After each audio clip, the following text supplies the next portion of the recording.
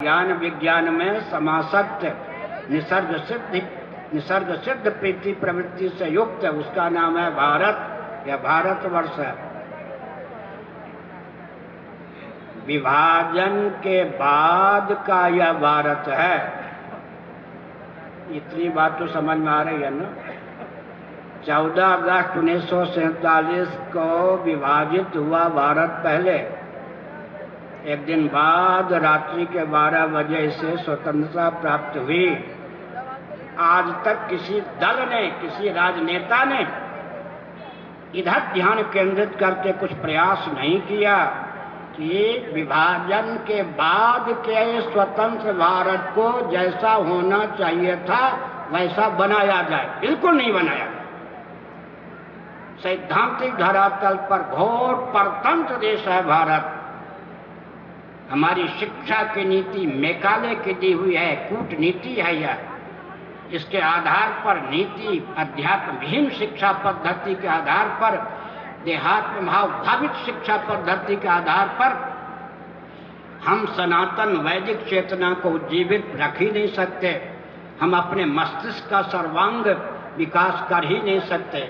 हमारी रक्षा की प्रणाली ऐसी है कि हम कभी भी सुरक्षित नहीं रह सकते। कृषि गौरक्ष वाणिज्य के प्रकल्प हमारे ऐसे हैं कि हम दरिद्रता के कगार पर पहुंचे बिना नहीं रह सकते।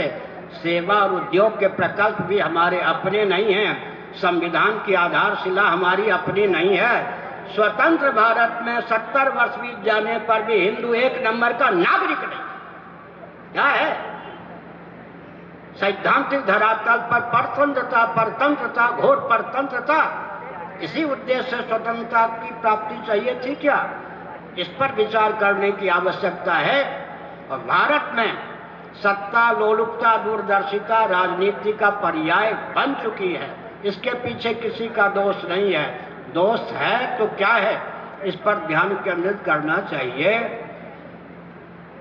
अंग्रेजों की कूटनीति के कारण जिस प्रकार की शिक्षा पद्धति, नीति और अध्यात्म से विहीन भारत को प्राप्त है, उस शिक्षा पद्धति के आधार पर ही जिन व्यक्तियों का हृदय और मस्तिष्क बना है, उस हृदय और मस्तिष्क से युक्त व्यक्तियों के द्वारा संभव ही नहीं है कि भारत को भारत के रूप में उद्भाषित करें या भारत के मौलिक स्वरूप को समझ भी सकें।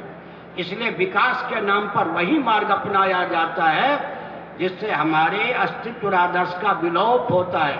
उदाहरण के लिए अंग्रेजों की कूटनीति थी, अरे तुम्हारे पूर्वज जंगली थे, वनवासी थे। उनकी कूटनीति को हमने कूटनीति न समझकर यथार्थ समझा। गांव वाले भागने लगे नगर की ओर, वनवासी वन को छोड़ के भागने लगे नगर की ओर। ठीक, गांव में भी संयुक्त परिवार नहीं रह गया, वन में भी संयुक्त परिवार नहीं रह गया, महानगर में तो संयुक्त परिवार रह ही नहीं सकता है। संयुक्त परिवार विहीनता के कारण सनातन कुल धर्म, जाति धर्म, वर्ण धर्म, आश्रम धर्म, कुल परंपरा, कुलाचार, कुल वधु, कुल देवी, कुल देवता, कुल गुरु सबका लोप हो गया। इनके लोप होने का अर्थ होता है कि मनुष्य को विकास के नाम पर, भारतीय मनुष्यों के संतान को विकास के नाम पर भोजन करने, संतान उत्पन्न करने की मशीन बना के रख दिया गया। इसीलिए भारत को स्वतंत्रता चाहिए थी का? इस पर विचार करने की आवश्यकता है सज्जनों। हमारी पहचान क्या है? धीरे धीरे विवाह की प्रथा भी इतनी विकृत की जा रही है विकास के नाम पर कि हम अपने अस्तित्व आदर्श की रक्षा ही नहीं कर सकते। ये भूलदंड हैं। किसी विश्वविद्यालय में इनको प्रशिक्षण प्राप्त नहीं हुआ कि शरीर के किसी अंग या प्रत्यंग पर वार की संभावना हो, टूटने फूटने की चिंता किए बिना यूं कर दो। इन भूलदंडों में परंपरा प्राप्त निसर्ग सिद्ध संस्कार है। ये भूलदंड परंपरा प्राप्त निसर्ग सिद्ध संस्कार सम्मिलित हैं। इसका मतलब हमारी पहचान ही विलुप्त हो रही है विकास के नाम पर। हम विकास के पक्षधर हैं। वेदादि शास्त्र के अनुरूप विकास को परिभाषित और क्रियान्वित करने की आवश्यकता है। इतना मैंने संकेत किया सज्जनों। साथ ही साथ एक सबसे बड़ी विडंबना है कि घर में संवाद लुप्त हो गया। आपके यहाँ होता क्या? प्रतिदिन घर के सदस्य बैठते हैं क्या? बहू और सासू जी में गांठ, पति पत्नी में गांठ, भाई बहन में गांठ, क्या है? संवाद का विलोप हो गया। सद्भाव पूर्वक संवाद का विलोप हो जाने के कारण इतनी अनावश्यक दूरी बढ़ गई है कि हम संवेद होकर, संगठित होकर अपने प्रशस्त मान बिंदुओं की रक्षा नहीं कर सकते। मैं आलोचना की दृष्टि से कुछ नहीं बोलता, वेदना पूर्वक मैं संकेत कर रहा हूं। तो विश्व स्तर पर मेरा यह विचार प्रसारित होना चाहिए। पूरा विश्व ने देखा कि भारत का लोकतंत्र नष्ट हो चुका है। पार्लियामेंट में, राज्यसभा, लोकसभा में सांसदों ने जिस तांडव नृत्य का परिचय दिया, उससे सिद्ध हो गया कि भारत में लोकतंत्र असफल। इसी भावना से इन सांसदों को भेजा जाता है वहां। क्रिकेट के मैदान में जिस प्रकार की गंदगी नहीं होती, उस प्रकार का कोलाहल, हु हल्ला करना, जनता के अस्तित्व आदर्श के साथ खिलवाड़ करना, जिनको संविधान में संशोधन करने का अधिकार प्राप्त है, संविधान बनाने का अधिकार प्राप्त है, उनका स्तर कितना है पूरा विश्व ने देखा। इसका मतलब भारत में लोकतंत्र को वर्तमान पार्लियामेंट के सदस्यों ने विफल कर दिया, विश्व स्तर पर सिद्ध कर दिया कि भारत लोकतांत्रिक देश नहीं है। दूसरी बात है, अवश्य मैं कुछ नहीं जानता, मैं ये जानता हूं कि पूरा विश्व देख रहा है। अभी माननीय उच्चतम न्यायालय को लेकर जो बवाल चल रहा है, अगर उच्चतम न्यायालय में भी ये बवाल, पत्रकारिता का वातावरण, सद्भाव पूर्वक संवाद के बिना कोलाहल, आगे तो हमारा कुछ भी नहीं बचेगा। यह वर्ष हमारे लिए कितना दुखद रहा है कि पार्लियामेंट ने दिखा दिया कि भारत में लोकतंत्र नामक कोई चीज नहीं। ये सांसद वास्तव में संसद भवन में प्रवेश करने योग्य नहीं। इसी प्रकार से ये सुप्रीम कोर्ट का नंगा नाच सिद्ध कर रहा है कि वास्तव में भारत में न्यायतंत्र भी विलुप्त है। ऐसी स्थिति में सज्जनों, हमारे अनुकूल हमको न्यायतंत्र प्राप्त नहीं, हमारे अनुकूल हमको राजनीतिक दल प्राप्त नहीं। किसके लिए ये सब कोलाहल हो रहा है? विपक्ष का अर्थ यह नहीं होता विरोधी दल। ऐसी स्थिति में सद्भाव पूर्वक सामंजस्य न होने के कारण भारत उपहास का पात्र बन रहा है विश्व स्तर पर। ऐसी स्थिति में जो समझदार महानुभाव हैं, राष्ट्रभक्त हैं, पार्टी और पंथ से ऊपर उठकर भारत के अस्तित्व आदर्श की रक्षा का मार्ग प्रशस्त करें। एक दृष्टांत देता हूं। इन सब के पीछे मूल चीज क्या है? गोवंश सुरक्षित नहीं, सतियां सुरक्षित नहीं, गंगा इत्यादि प्रशस्त मान बिंदु सुरक्षित नहीं। महायंत्रों के प्रचुर आविष्कार और प्रयोग के कारण हर दिव्य वस्तु और हर दिव्य व्यक्ति का विलोप हो रहा है। अंधेरे में विकास के नाम पर बहे जा रहे हैं। कटुता की पराकाष्ठा। किसी का मस्तिष्क रूस के द्वारा संचालित होता रहा है और है, किसी का मस्तिष्क चीन के द्वारा संचालित होता रहा है और है, किसी का मस्तिष्क पाकिस्तान के द्वारा संचालित होता रहा है और है, किसी का मस्तिष्क बांग्लादेश के द्वारा संचालित होता रहा है और है, किसी का मस्तिष्क अरब राष्ट्र के द्वारा संचालित होता रहा है और है। भारत के अनुकूल मस्तिष्क का परिचय देकर भारत के उत्कर्ष में सहभागिता का परिचय देना हमारा आपका दायित्व है। लेकिन इस दायित्व के निर्वाह में हम पंगु क्यों हैं? क्योंकि परंपरा प्राप्त गुरुओं का तिरस्कार किया गया है। अंग्रेजों ने एक राजनेता को आध्यात्मिक मनीषी के रूप में ख्यापित किया। अंग्रेजों ने एक राजनेता को भारत के प्रधानमंत्री के रूप में ख्यापित किया।